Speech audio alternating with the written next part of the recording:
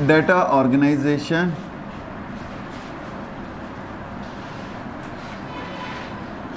and data analysis.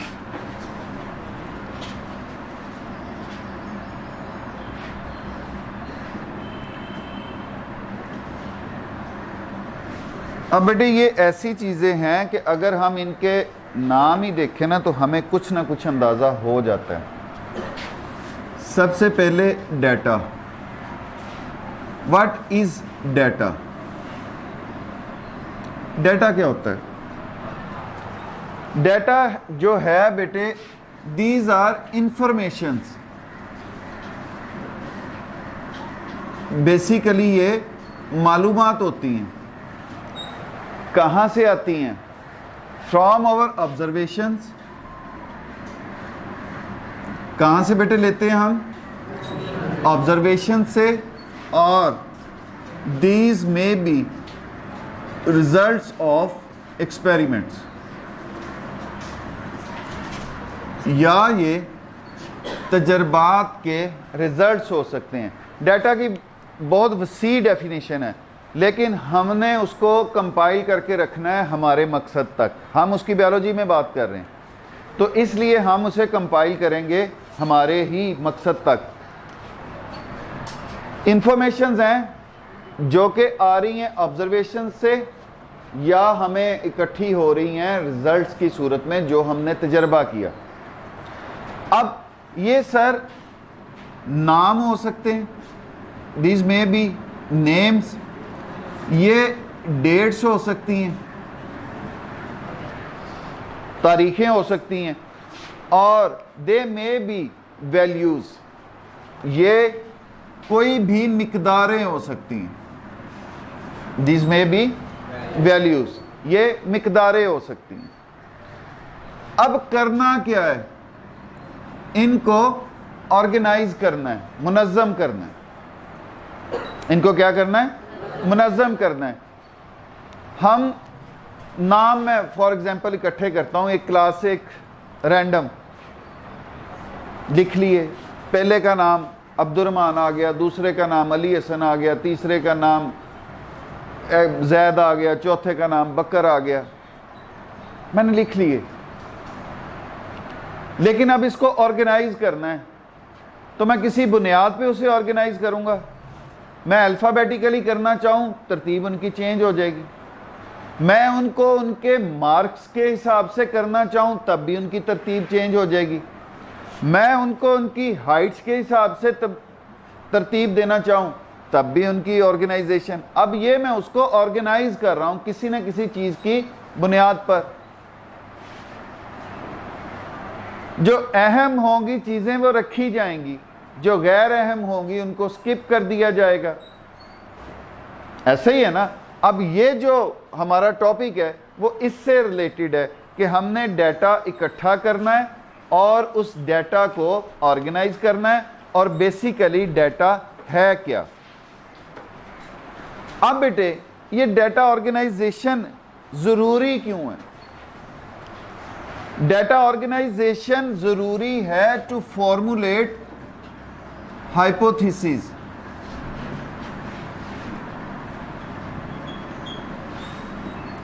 उस hypothesis को बनाने के लिए हमने कहा ना कि ये इंफॉर्मेशंस हो सकती हैं जो कि हम ऑब्जर्वेशन से हासिल करते हैं। जब हम उसको ऑब्जर्वेशन से हासिल करेंगे तो इसका मतलब है कि उसका हाइपोथेसिस बनाने में रोल होगा। हम डाटा इकट्ठा करते हैं जब रिजल्ट्स ऑफ द एक्सपेरिमेंट्स के रिजल्ट्स की सूरत में डाटा इकट्ठा करते हैं और उसको ऑर्गेनाइज करते हैं। तो वो हम करते हैं टू प्रूव और डिसप्रूव हाइपोथेसिस। मतलब डाटा ऑर्गेनाइजेशन की अहमियत क्या है? हम हाइपोथेसिस बनाने के लिए, हम हाइपोथेसिस को सच्चा या झूठा साबित करने के लिए ऑर्गेनाइज करते हैं। ये इसकी इंपॉर्टेंस है कि वाई वी ऑर्गेनाइज डाटा। हम रैंडम डाटा ही क्यों नहीं लिख लेते?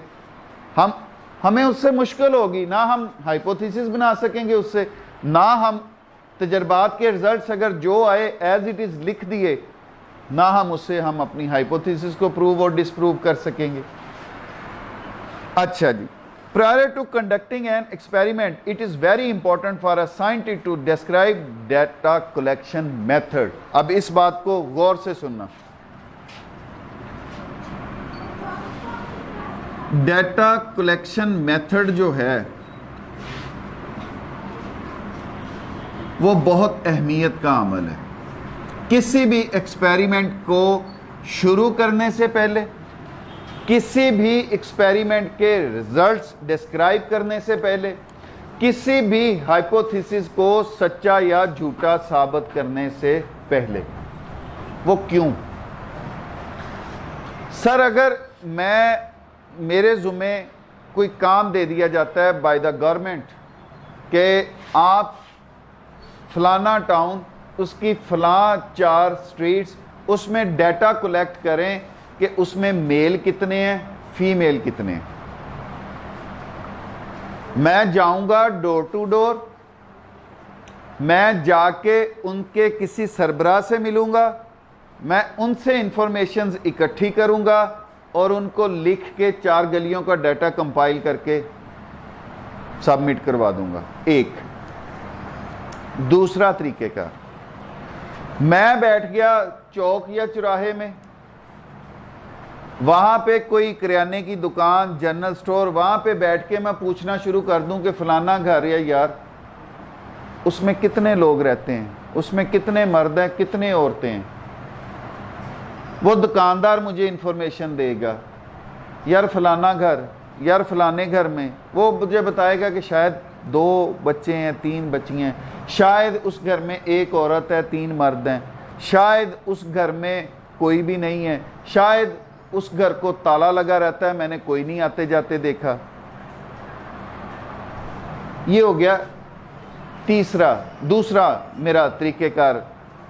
बात एक ही है ना, तजर्बा तो एक ही कर रहे हैं हम, ऑब्जर्वेशन तो एक ही इकट्ठी कर रहे हैं, लेकिन तरीके क्या हो गए 2 मुख्तलिफ। अब तीसरा तरीका, मुझे आया ऑर्डर कि वो जी 4 गलियों का, अब मैं आया क्लास में, मैंने आप में से 4 बंदों को कहा जाओ यार एक एक गली में जाओ, जाके डाटा इकट्ठा कर लो।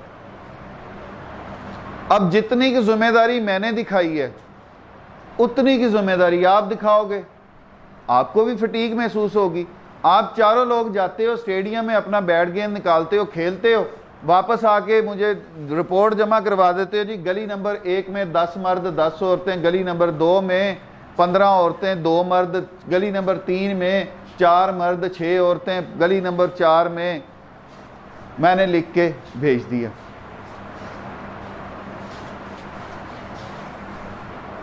तीन मेथड हो गए। सबसे एक्यूरेट डाटा किस टेक्निक में इकट्ठा हुआ? फर्स्ट वन में। अब अगर उस रिपोर्ट में मैं लिख के भेजता हूं कि सर मैंने ये डाटा इस तरीके से इकट्ठा किया, पहली रिपोर्ट भेज रहा हूं, मैं कहता हूं जी मैं खुद डोर टू डोर गया, मैंने घर के सरबराह से मुलाकात की, मैंने उससे डाटा इकट्ठा किया। सेकंड रिपोर्ट में मैं लिखता हूं कि मैं सर एक दुकान पे बैठा, वहां से उस दुकानदार से मैंने इंफॉर्मेशन इकट्ठी की और ये डाटा मेरे पास है, ये मैं आपको भेज रहा हूं। नंबर थर्ड, मैंने अपने सबॉर्डिनेट्स को भेजा, मैंने उनको कहा डाटा इकट्ठा करो, वो डाटा इकट्ठा करके लाए, वो डाटा मैं आपको भेज रहा हूं। अब जो वो मेरे रिजल्ट्स पढ़ेगा, जिसके साथ मेथड ऑफ कलेक्शन लिखा हुआ है, उस बंदे को पता चल जाएगा ना मेथड ऑफ कलेक्शन देखते ही कि डाटा कितना एक्यूरेट होगा, पता चल जाएगा ना। तो इसलिए ये जो डाटा कलेक्शन मेथड है ये बहुत अहमियत का हामिल है ऑब्जर्वेशन से हाइपोथेसिस बनाने के लिए, हमारे एक्सपेरिमेंट्स को कंडक्ट करने के लिए, एक्सपेरिमेंट से हासिल होने वाले रिजल्ट्स को इकट्ठा करने, डाटा फॉर्म में लिखने में। ठीक हो गया? अब पता चला कि डाटा कलेक्शन मेथड जो है वो क्यों ज़रूरी है? अच्छा जी, it ensures the quality of experiment. ये डाटा कलेक्शन मेथड जो है, इट डिटरमिन्स द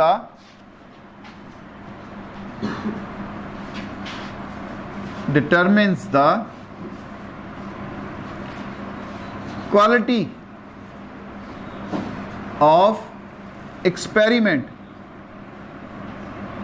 अब सर आप पहली दफा ये चीजें पढ़ रहे हो और आपको पता चल गया कि जो फर्स्ट केस में मैं डाटा कलेक्ट करूंगा वो अच्छा होगा, उसकी क्वालिटी बेहतर होगी,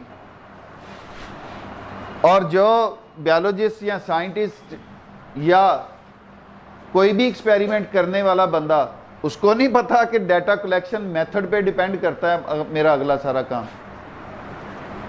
ठीक हो गया? ये उस एक्सपेरिमेंट की क्वालिटी को इंश्योर करते हैं। Data is organised in different formats. Data organisation जो होती है इन डिफरेंट फॉर्मेट्स। आपने बेटे अपनी बुक्स के अंदर भी देखे हैं जिनको आप इग्नोर कर देते हो। दो चीजों का कंपैरिजन या वैल्यूज, या वो किस सूरत में लिखी होती हैं, या तो टेबल्स बने होते हैं, ऐसे ही है, या ग्राफ्स बने होते हैं, ऐसे ही है। ये डाटा को ऑर्गेनाइज करने के तरीके हैं, flow charts, maps and diagrams. Flow charts हो सकते हैं, मैप्स हो सकते हैं एंड डायग्राम्स हो सकती हैं।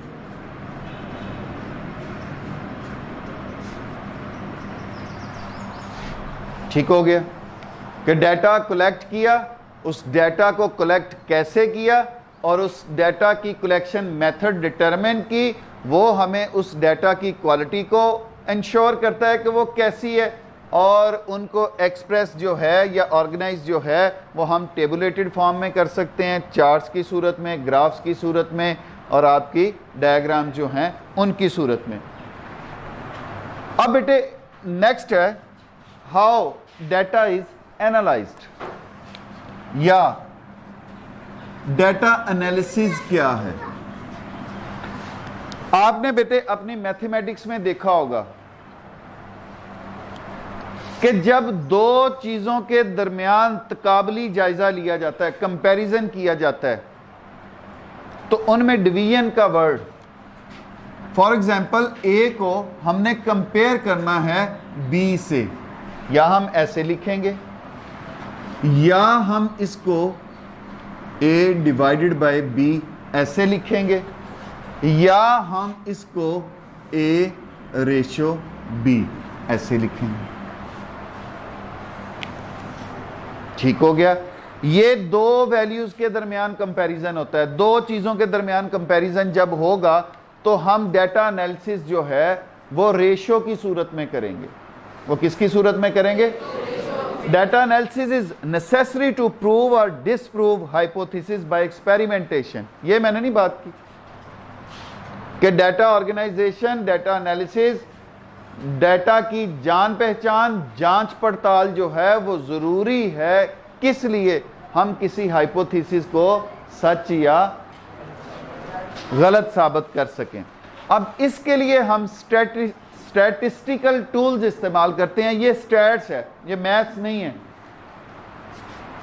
ये रेशो, प्रोपोर्शंस, ये स्टैटिस्टिकल टूल्स हैं, इनको इस्तेमाल करते हैं। When a relation between two numbers A and B is expressed in terms of quotient, it called the ratio of one number to the other. ये हमने जब इनको क्वोशंट में जाहिर किया तो ये रेशो है एक नंबर की दूसरे नंबर के साथ। कंपैरिजन है बिटवीन टू वैल्यूज। किन के दरमियान? Between two values. अब अगर बेटे चार वैल्यूज के दरमियान कंपैरिजन हो, फॉर एग्जाम्पल ए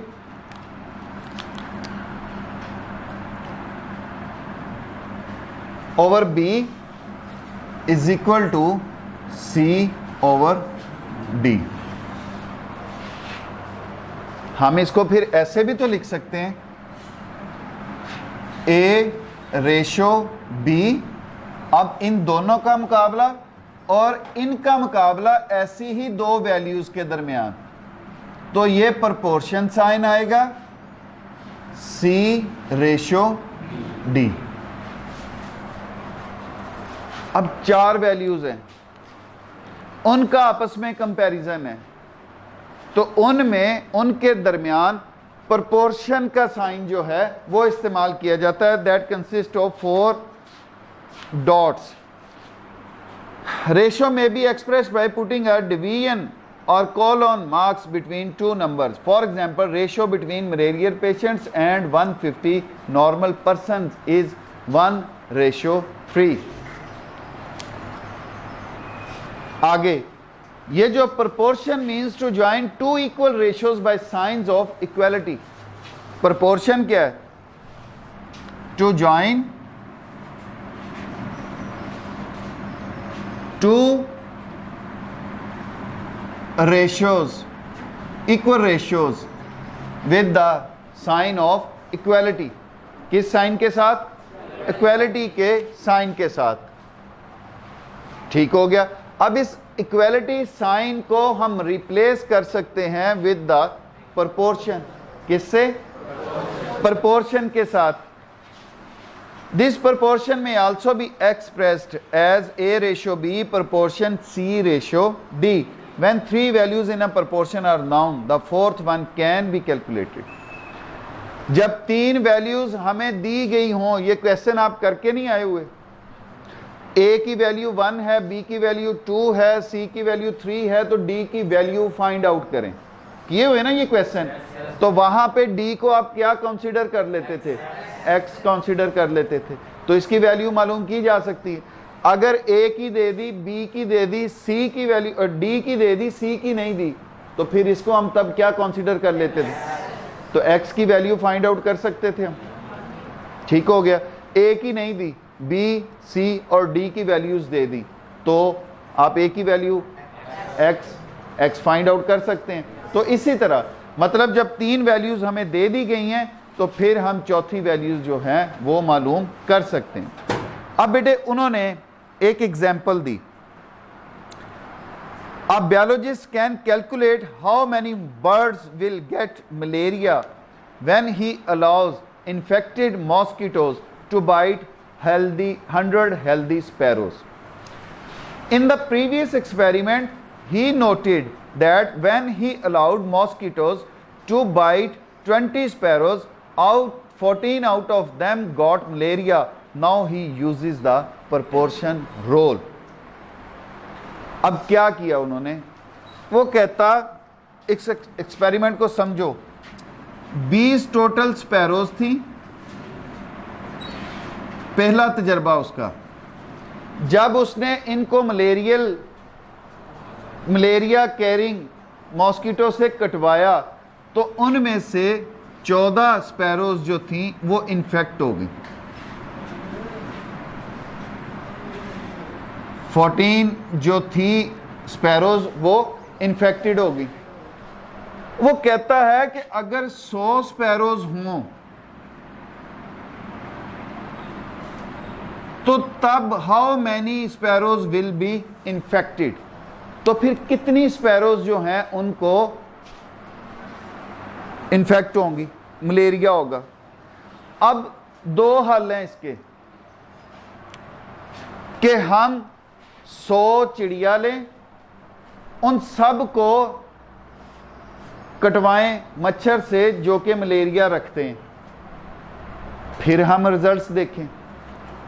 या ये जो हमारे पास डेटा एनालिसिस आ गया, डेटा एनालिसिस का टूल आ गया प्रोपोर्शन का, 3 वैल्यूज हमें दी हुई हैं, 4th वैल्यू हमने मालूम करनी है,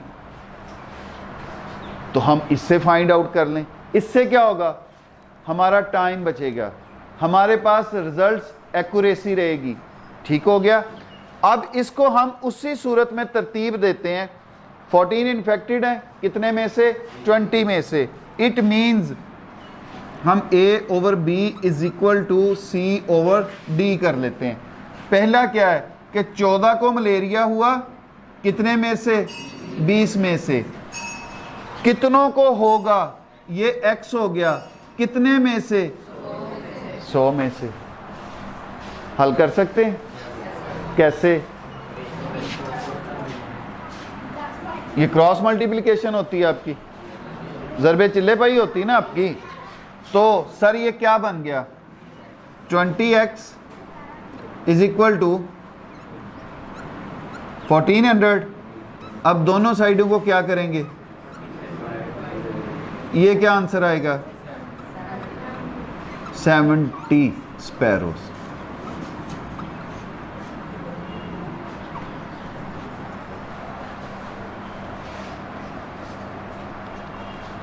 कितनी स्पैरोज को हो गया? Out of, according to our previous experiment. ठीक हो गया। ये है हमारा डाटा एनालिसिस और ये है इसकी इंपॉर्टेंस। डाटा एनालिसिस रेशियोज और प्रोपोर्शंस की सूरत में किया जाता है। नेक्स्ट बेटे छोटी सी है आपकी, एक डेफिनेशन ही है कि मैथमेटिक्स जो है वो बायोलॉजी का एक इंटेग्रल पार्ट का मतलब ज़रूरी हिस्सा के तौर पर इस्तेमाल होता है। Biological methods also involves the use of applied mathematics to solve biological problem. Major biological problems in which knowledge of mathematics is used include, अब किस किस में ये इस्तेमाल होता है? Gene finding, protein structure and protein interactions. आपके level तक बस नाम याद रखो, इसकी मज़ीद डिटेल में नहीं जाते हम। Gene finding, protein structure and protein interactions. अब इसको अंडरलाइन करो। Bioinformatics refers to the computational and statistical techniques for the analysis of biological data. ये डेफिनेशन है, ये आती है definition as a short question. What is bioinformatics? Bioinformatics क्या है? तो क्या है? It is a computational and statistical techniques for the analysis of biological data. ठीक हो गया। बायो मैथमेटिक्स की आपने डेफिनेशन पढ़ी हुई है, जिसको हम बायोमेट्री भी कहते हैं। ठीक है, the use of mathematical tools for the living organisms, that is called biometry और बायोमैथमेटिक्स। बायो इन्फॉर्मेटिक्स क्या है? कंप्यूटराइज्ड चीज़ों का इस्तेमाल करना या स्टैटिस्टिकल, ये जो हम कर रहे हैं ये वाली use for the data analysis, that is bio informatics.